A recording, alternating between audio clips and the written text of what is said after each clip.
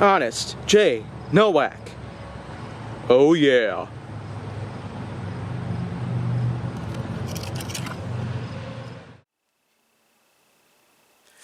A pleasure to meet all at last, and welcome back to Flying with the Foam on HJN.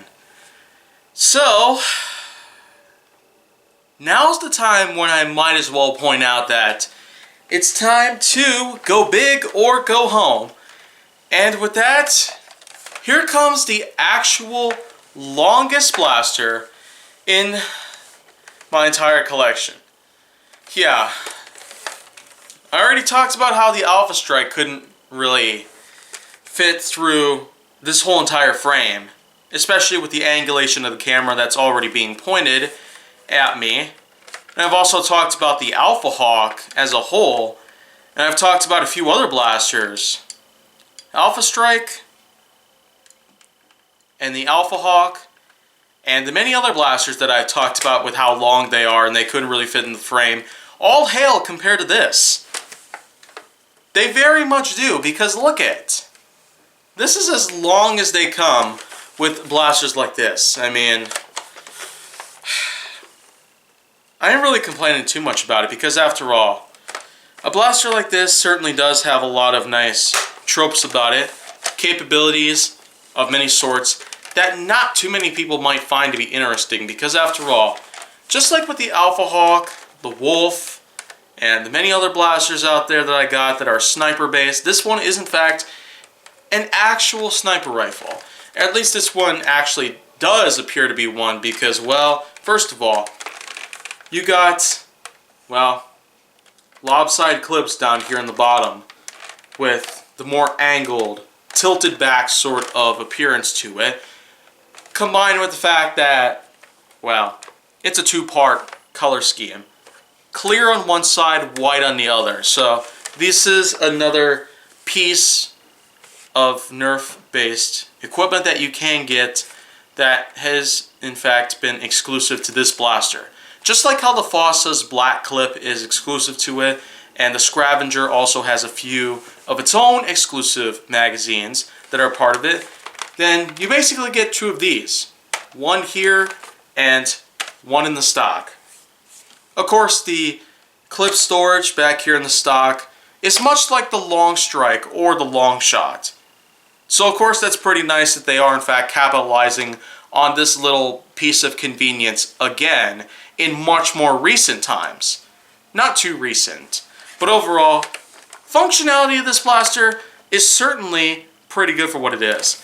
There's a flip-up sight right here, which just flips up with the press of the button, then push it back down to lock it in place. Doesn't really serve too much of a purpose, but it's got a nice sort of aesthetic feel to it. But, however, it seems to be taken over by the fact that there are 0 tactical rails on the top whatsoever. This is a few feet in length. The whole entire blaster from stock to the very tip of the front here is over 3 feet in length. So I probably would have suggested that they actually put a few tack rails over here because of how much that you could probably do with this. You could probably replace this with an actual scope by pushing it over here, maybe not too far away from where you'd want your eye level to be, but I mean, looking at something like this just makes you think, what were they doing with something like this? But you know what though? This blaster still does have its own good share of functionality to it, because after all, would you ever guess that there do exist a few blasters that they still function properly even while the jam door is open? Well, this is just one of those. One of these cases that relates to this sort of thing out here. That you could still operate the blaster even while the jam door is fully open. It's not like there's any locks or anything that disables any certain functions from happening. But anyways. So that's pretty much how cocking and firing is.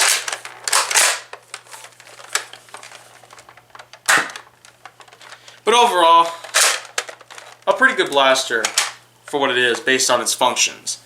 And of course it's also really nice that because the mag well is all the way over here and the release button for it is way back here, right near the trigger. I mean, I don't really know how they actually key in something like this. Maybe there's a long rod that they have inside the blaster that actually puts this all in, or something of the sort. But anyways, the usage of 2 magazines also makes it easy to transition from an empty magazine to a fully loaded one without any trouble at all.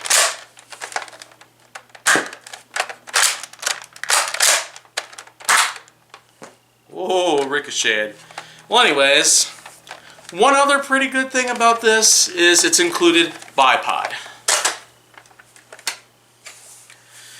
And I will say for a blaster like this, I certainly see this as being a lot better than the Centurion's bipod. Because, well, first of all, it's got extendable legs, which can be helpful if you're trying to adjust to a certain altitude or a certain angulation that you want it to be in. And then, of course, like the Centurion, it also gets to go backwards like this. But it can actually go 360. Like this.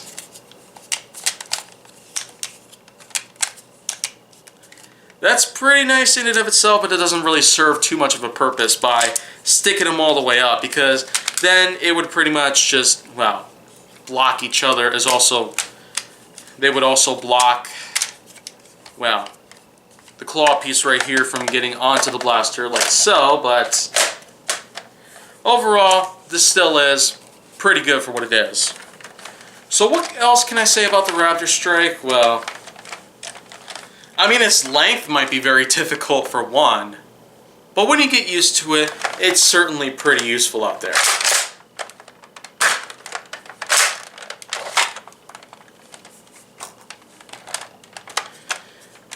And I guess with that being said,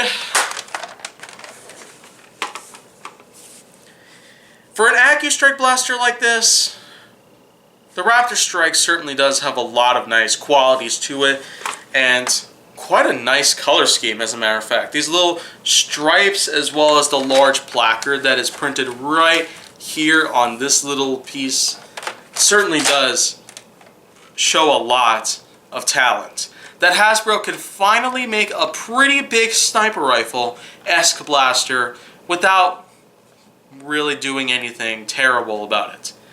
So this is overall pretty good for what it is.